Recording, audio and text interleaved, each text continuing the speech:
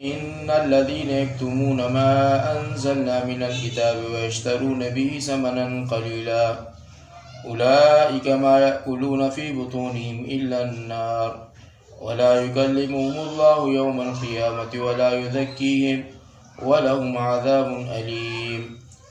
أولئك الذين اشتروا الضلالة بالهدى والعذاب بالمغفرة فما أصبرهم على النار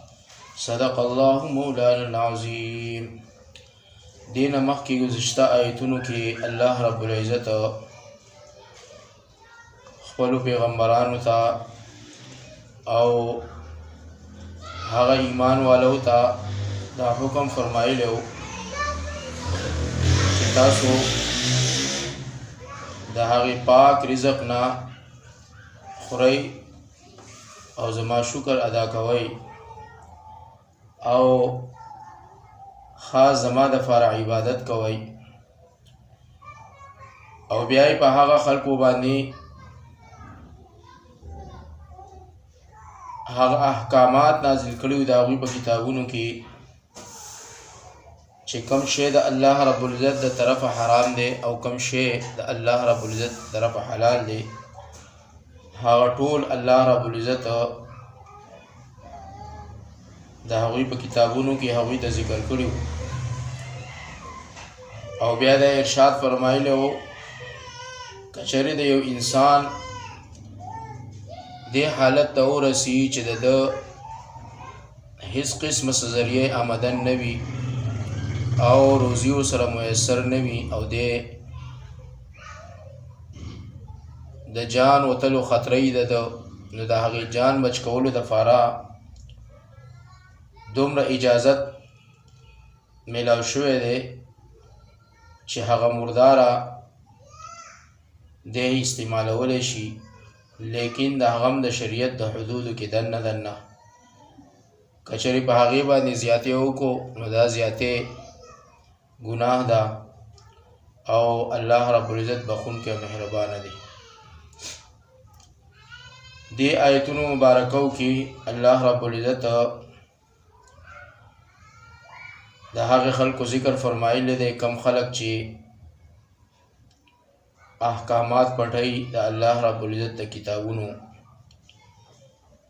یعنی کم احکامات چې په تورات کې هغه خلکو ته میلاو شوي هغوی به هغه احکامات پټول او په لږو پیسو باندې به چې کوم دی خلکو ته مسائل ورپېښ کول، نو الله رب العزت د هغې نه ممانعت راوړی دی. او علما فرمایي چې دا آیت د یهودیانو د علماو په حق کې نازل شوی دی او دوی دا امید و چې دا پیغمبر به چې په تورات کې الله رب العزت اوصاف ذکر کړي دي دا به زموږ د قوم نه وي، لیکن کله چې رسول الله صلی الله علیه وسلم الله رب العزت پیدا کو او بیا پیغمبر کړو او هغه د عربو نه و، نو دوی د رسول الله صلی الله علیه وسلم په هغه اوصافو کې تغیر او تبدل راوستو، یعنی هغه اوصاف چې د دوی په کتابونو کې الله ذکر کړي وو هغه بدل کړل او نور یې پکې چې کوم دی د ځان نه وردن نه کړل او دوی به په دې کې چې به کوم جاهلان خلک وو، ناپوهه خلک وو، هغوی به د رسول الله صلی الله علیه وسلم دغه اوصاف وکتل نو د هغې نه به انکار وکړو او تابعداري به یې نه کوله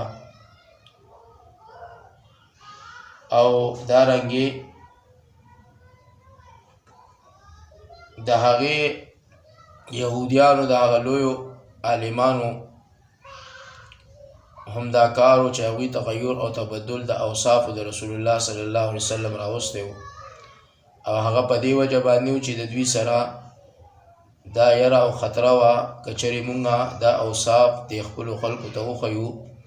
کیدای شي چې زموږ دا مشري ختم شي او مونږ خلک پرېږدي او په دې پیغمبر باندې ایمان راوړي، ځکه الله فرمایي ان الذین بېشکه هغه کسان یکتمون چې پټوي دي ما انزل الله هغه څه چې نازل کړي دي الله تعالی من الکتاب له کتاب نه یعنی تورات نه ویشترون او اخلي دوی به په دغې سره ثمنا قلیلا یعنی لږ شانتې پیسې یعنی اخلي دوی په دغه پټولو سره لږ شانتې پیسې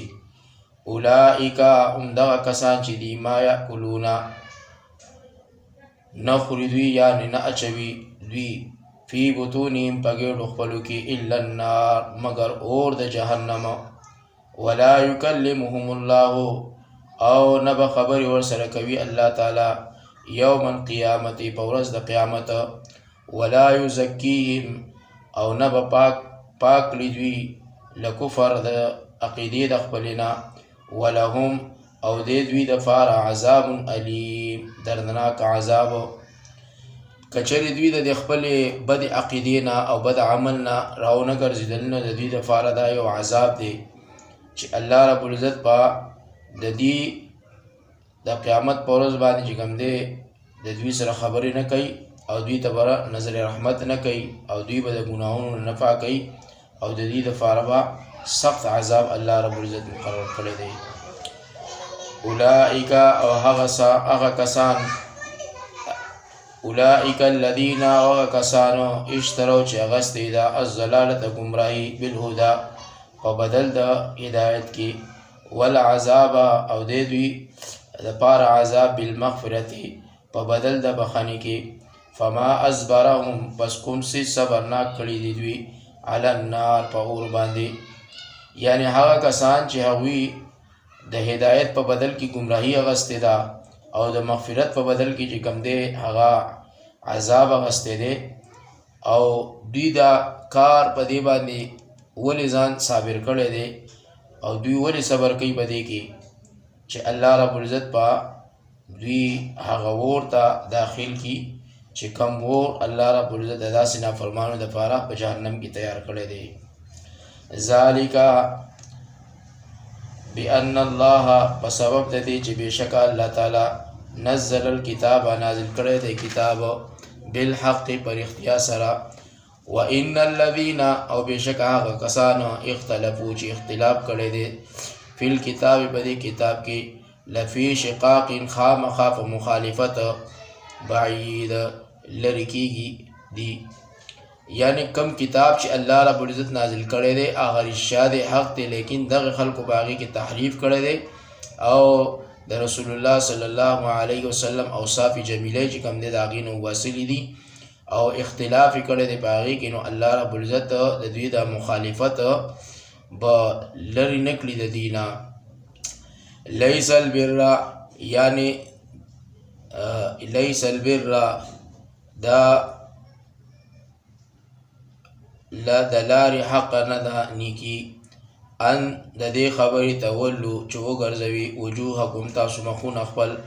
قبل المشرق په طرف د مشرق والمغرب او په طرف مغرب ته ولکن البر لیکن نیکي چې ده نیکي من هغه ده آمنه چې ایمان یې راوړی دی بالله په الله باندې والیوم الاخر او په ورځ د آخرت باندې والملائکة او په فرشتو باندې والکتاب او په کتابونو د هغه باندې والنبیین او په پیغمبرانو باندې وآت المال او ورکړی د دوی له مال علی حبه خپل په محبت ذوی القربا د خپلوانو لره والیتاما او یتیمانانو لره والمساکین او مسکینانو خوارانو لره وابن السبیل او مسافرانو لره والسائلین او سوال کوونکو لره وفي الرقاب او په ازادولو د ګردنو کې واقام الصلاة او سم ودرولو منځ یعنی اقامت د مانځه وآت الزکاة او ورکوي زکات والمفون او وفا کوونکي وي بعهدهم په وعده خپل باندې اذا عاهدوا په هغه وخت کې چې وعده وکړي او الصابرین او صبر کوونکي وي بالبأساء په سختو کې والضراء او په مرضونو کې وحین الباس او په وخت د جنگ کې اولئک هم دغه کسان چې دي صدقو چې رښتیني دي په دین کې، و اولئک او دغه کسان هم المتقون هم دی پرهیزګار دي. هر کله چې رسول الله صلی الله علیه وسلم کعبه مبارکې ته راوګرځېدو نو یهودیانو او نصاراو ډېر مجلسونه جوړ کړل او په دې باندې چې زمونږه دا قبله چې کومه ده دا زمونږ چې ورته عبادت کوو یهودیانو به وي چې دا د هغې نه ښه ده او زمونږ قبله چې کوم دی هغه حقه ده. نو الله تعالی د پاره د هغوی د هغې خبرې د رد دا آیتونه نازل کړله چې نیکي یوازې دا نه ده چې مشرق او مغرب طرف ته چې کوم دی مخ کول، بلکې نیکي دا ده